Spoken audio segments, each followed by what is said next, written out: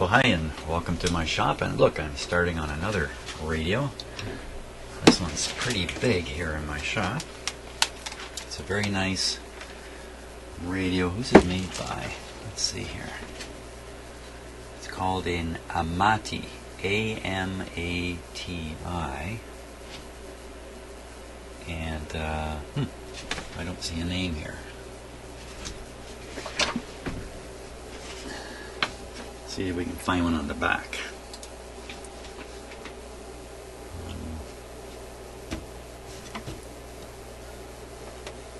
Welt-Radio.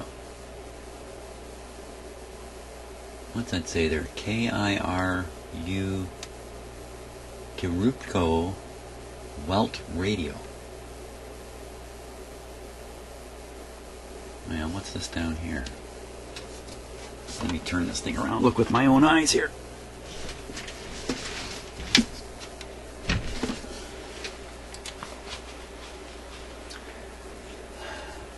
Amati, A-M-A-T-I.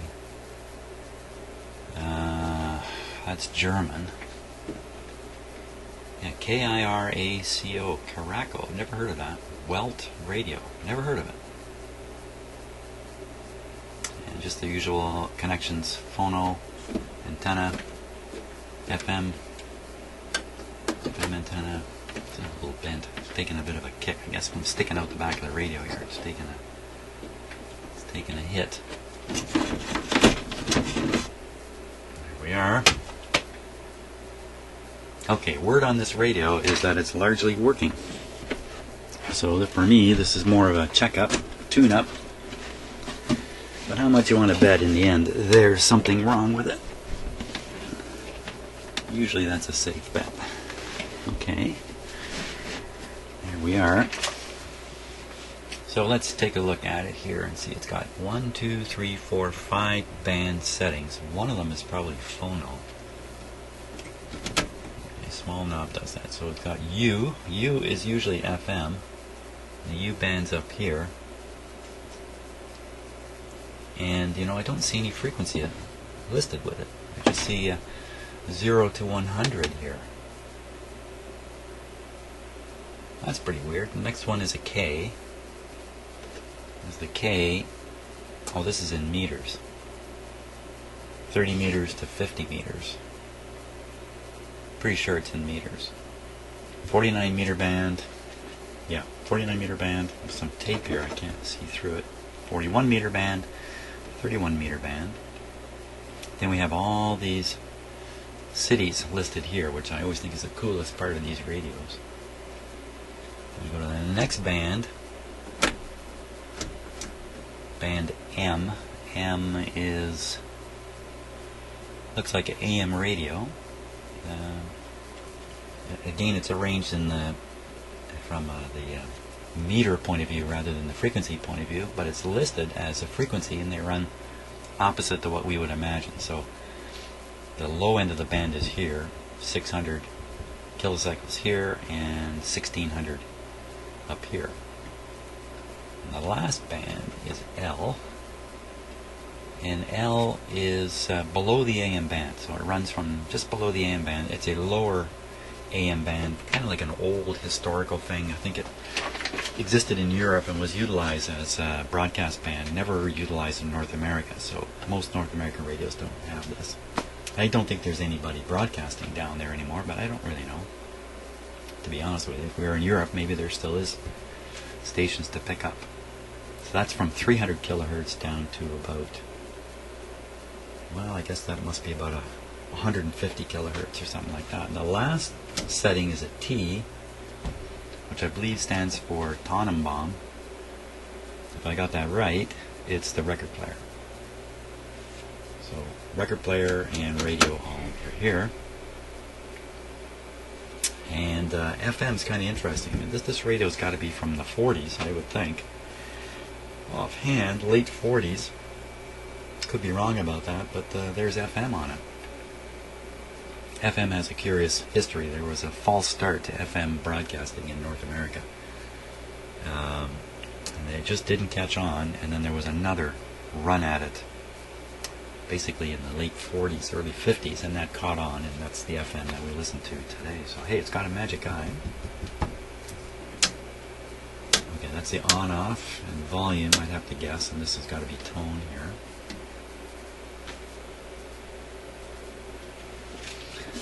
Let's look at the back again. Okay, so it's got an FM antenna, but no, we can't see inside just yet. I don't want to take the back off just yet. Actually, you know what? The back comes off with one screw, so I'll take that away. I'll take that back, rather. Take back the back comment, and we'll take off the back.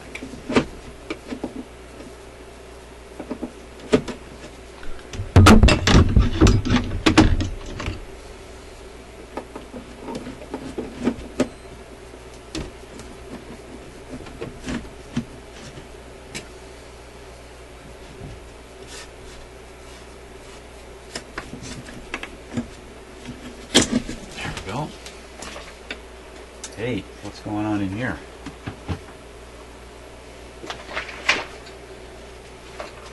Oh, that's a little odd. I'm looking at these two little tiny tubes here, little tiny big tubes. Somebody's penciled in all the different tube types. Make it a little easier. ECH42. EF42, EF43, EAF43. Oh, there's a lot of tubes in here. EB41, EF41. These guys are EL8. It's got AZ11 here. I don't know what. Oh, that must be for this guy up here. AZ11. And then it's pointing here, EM34. That's probably the magic eye tube. Wow. Okay, every tube I just listed I've never heard of before. A fuse up here. And it's got two speakers. Big guy and a smaller guy, obviously. Look, there's the output transformer is up here. Here's the wires that lead to the output transformer. 3 of them coming here.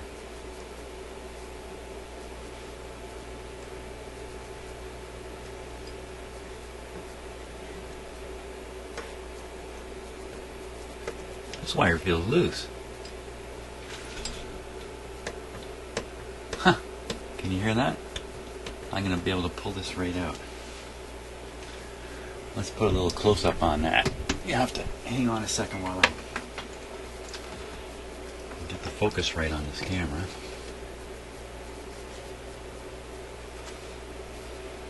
Oh, it's not so bad as it is, but I think I can make it a little bit better.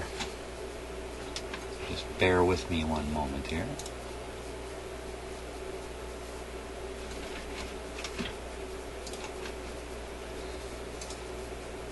Usually I get this done before I turn on the camera, but I didn't this time. So we're going to close in a little bit here. Check this out. I mean, what are the chances of me finding something like this just goofing around? So there you see the 3 wires, these 3 coming in right here. So here's the one I found that was loose. Watch it. This one doesn't look any good either. Well, feels solid. One of them's loose. Huh. Okay, so while I got the close-up camera going, let's look around here a little bit.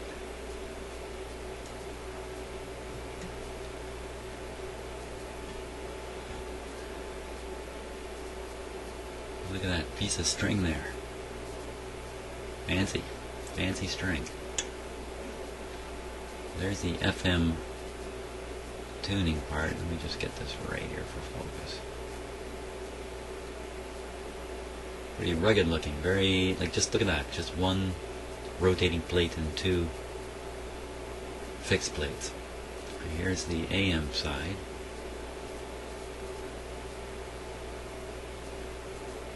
And one of these will be the AM oscillator. They look good, nice and clean. Things look nice and clean in here.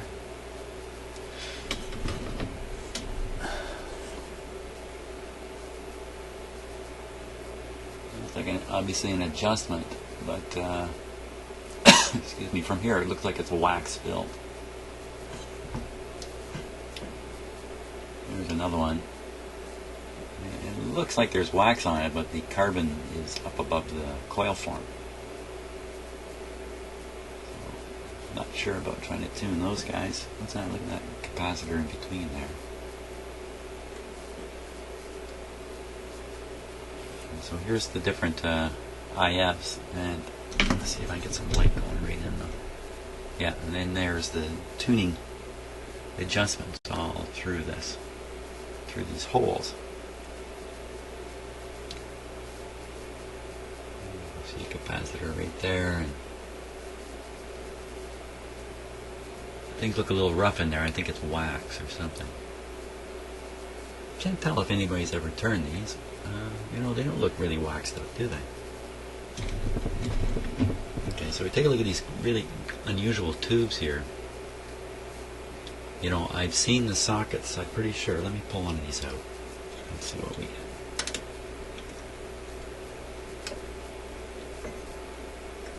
It's locked in there pretty good. There we go. Look at the bottom of it. Now, I've got sockets like this on my tube testers, but frankly, I've never ever seen a tube for it.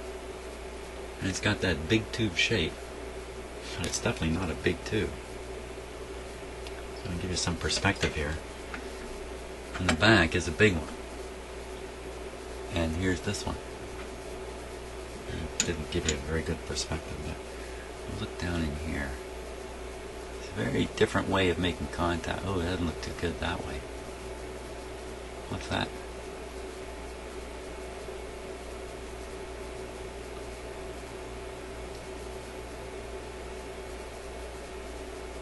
It looks a little dirty or rusty in there. I'll put this back in.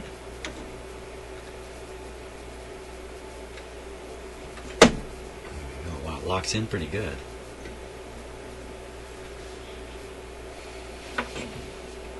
Model 53. WU17 Amati, number 7737.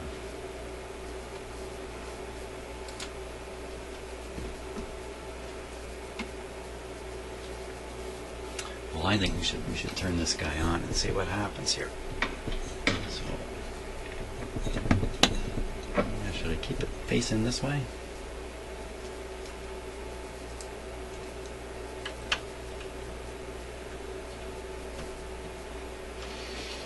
No, I'll get all turned around, so let's turn it this way. Ow, ow, ow.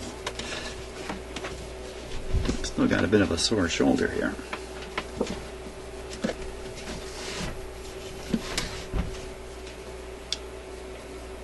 Okay, so I can plug it in here. The power's off. I guess I better put an antenna, an AM antenna on there before we go any further. Don't remember, I didn't really look, but I don't remember seeing a loop antenna inside.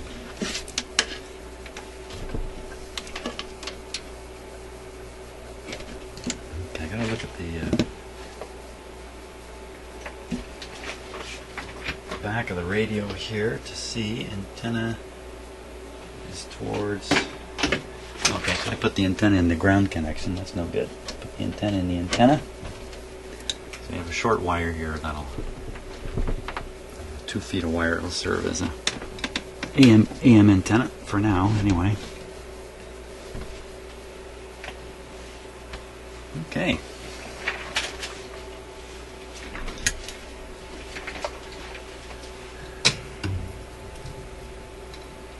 Let's see. I think we're all set to go here. Yeah, here we go. Okay, so the switch is off.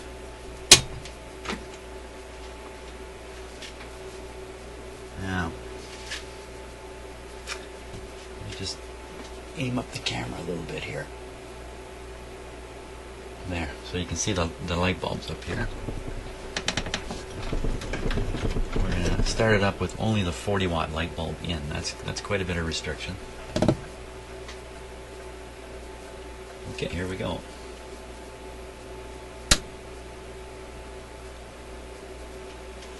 Okay, so you can see the restriction light bulb came on. There are a couple lights on back here. It's very hard to see in my shop though right now. So we're watching for the magic eye. The volume's down so we don't expect to hear anything, but you never know. And the band we're on, we're on the FM band. Okay, let's start on the FM band.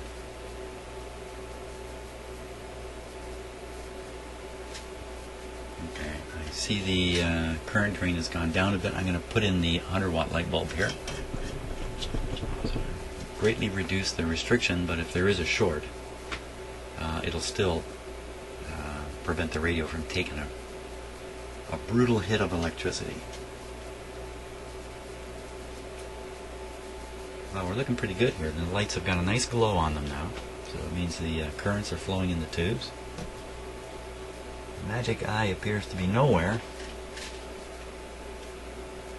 That's not so good. Let's turn it up now.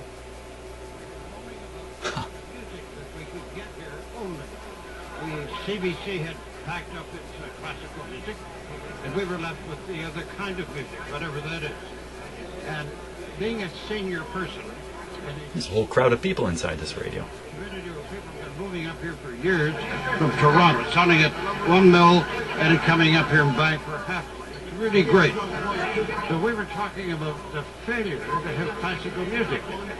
So we muttered at each other and said it would be really good if we could get it.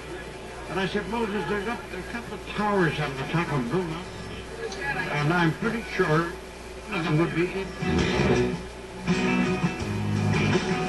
She started walking over.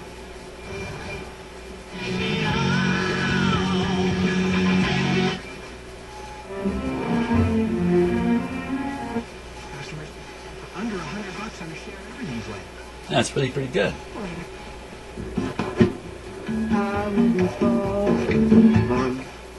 I can't engage you.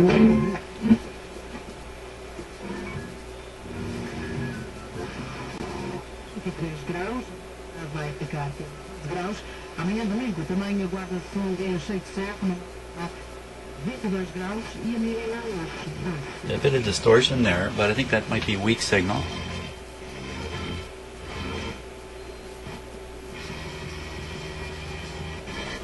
Not bad though, really.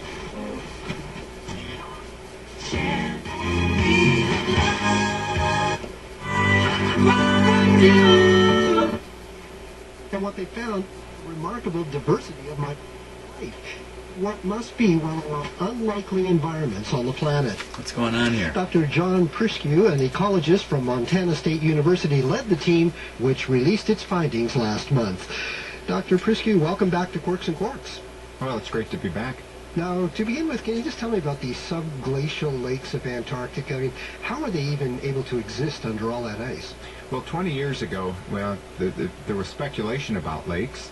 Over the last 20 years, new techniques with using satellites and seismic measurements and radar measurements have identified at least 400 lakes underneath the ice sheet, and river systems, some of them as vast as the Amazon River Basin. That's unbelievable. 400. How big are some of them?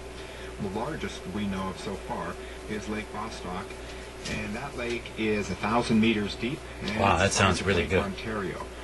And that lake hasn't seen the light of day for about 15 million years, so it's been a lake under the ice sheet since the inception of the Antarctic ice sheet. How can you actually get liquid, though? Darn it, you know, I love listening to the CBC. That's the Canadian Broadcasting Corporation. That's our national broadcaster in Canada. And they do radio and TV, FM radio and TV. They're not on AM anymore. And they cover all of Canada, which is a big chore, if you can imagine, to make sure every Canadian can get radio and television. Well, that's not so hard in 2014, but it was much harder in, say, 1960 to make sure every Canadian could hear radio and television and that. So You know, I love the CBC. Fantastic shows like the science show here. If the lakes are down there, how do you go about drilling through all of that ice to get to them? We know more about the deepest parts of our ocean, and I think it's easier to get to the deepest parts. But the problem is, normally you would find the CBC dead center of an FM band. Not down here. This is 99.1. And I thought we were hearing it up here. So I'm just going to scan through again and see if we don't pick it up again here, which would really floor me if we did. It's important. We do not want to pollute Antarctica. The honorary deputy commissioner, I have run about almost than anybody at this point. In fact, more than anybody. See, that's the one I thought was the CBC, but it's not. The lieutenant governor had given me 3 weeks. Yeah, of course we're not going to pick it up again somewhere else. That's kind of crazy.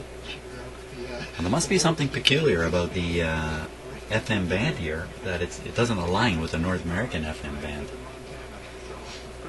So, and as I said before, there's no frequency markings on here, just to make it that much more complicated, so, or difficult.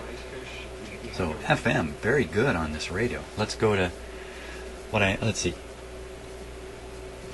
Let's go here. Let's see, let's go to AM next. AM will be band M. Okay, so I'll go to band M. Sounds like AM radio in my shop already.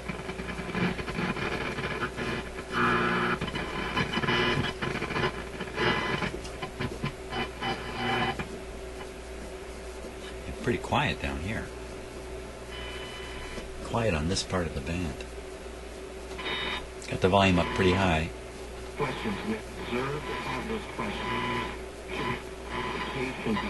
My lights are flickering here in the shop.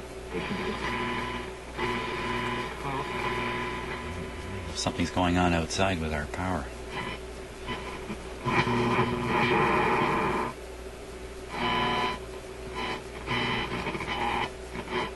Well, seems to be working. Okay, so let's try short wave, which would be band K.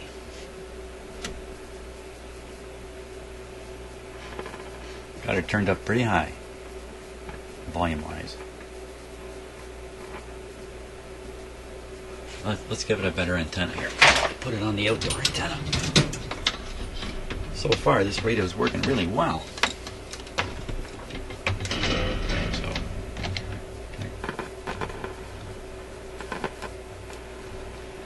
Okay, so that's now connected to an outdoor antenna. Sounds better. 31 meter band.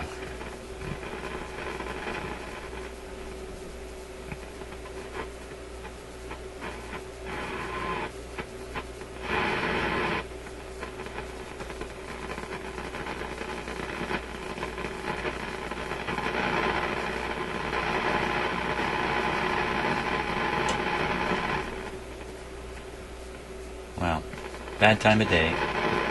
Noon here.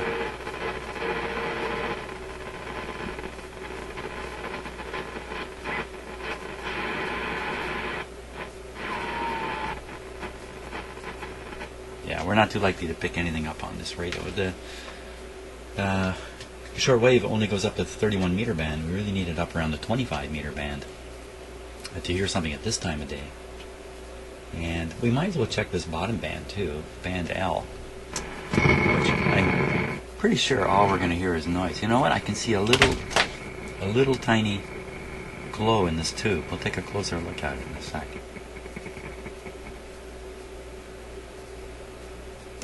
Just gone silent.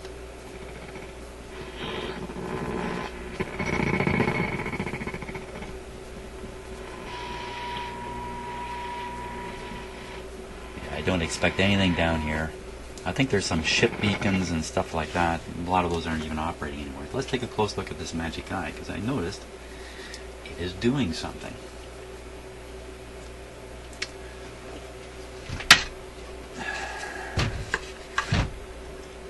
That may be the main challenge of this radio for me, is just to make the magic eye be magic again.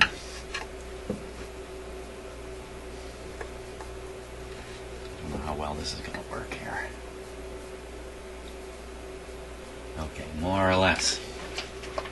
Let's turn out the lights in the shop here. Oh, turn them out. Turn them out.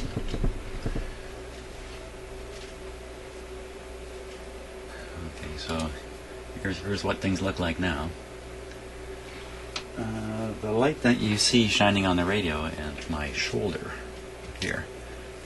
I can do a little hand puppet show here or something. That's coming from a hallway where I have an automatic light, so it'll have to turn off on its own. But I think that's okay, because we can still get a good look at this magic eye here, which I think is getting lit by lights inside the radio, actually. Now, if you look really close, you can see a little bit of magic here. Right up in here. See a little bit of green just up in here. In fact, you can see a bit of a green line right in here. So let me tune the radio now. Oh, look at that.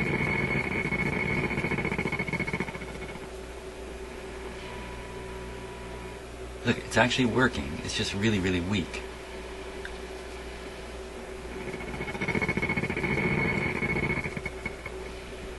If I undid the light bulb inside the radio, we'd see that fairly clearly, I think. Okay, so let's try it on FM here. Go back to band U.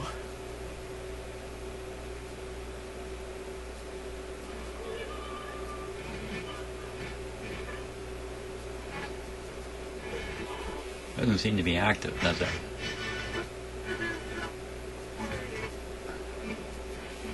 Okay, let's try band K, which is the... No, band M, which is the AM band.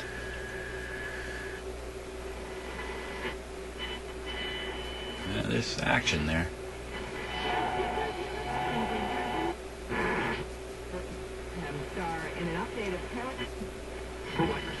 It's a location-based business in Toronto, Greater Toronto area. It's a lot of geography.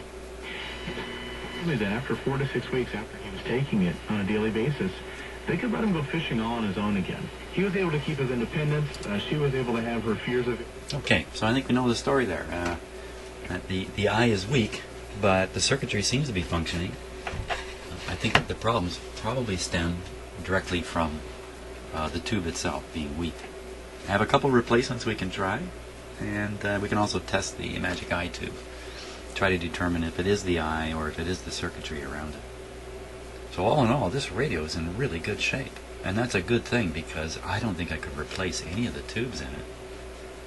We really have to go hunting to find them. I certainly don't have anything like that in my stock, so...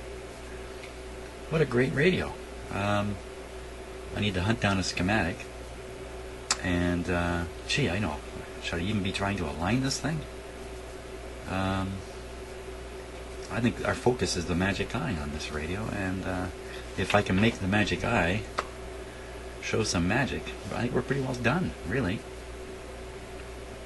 Fantastic. So thanks for watching the checkout video on this radio, and I'm looking forward to seeing this thing work just a little bit better. Great. See you later. Hey, thanks for watching, and if you haven't, please subscribe to my channel. See you later.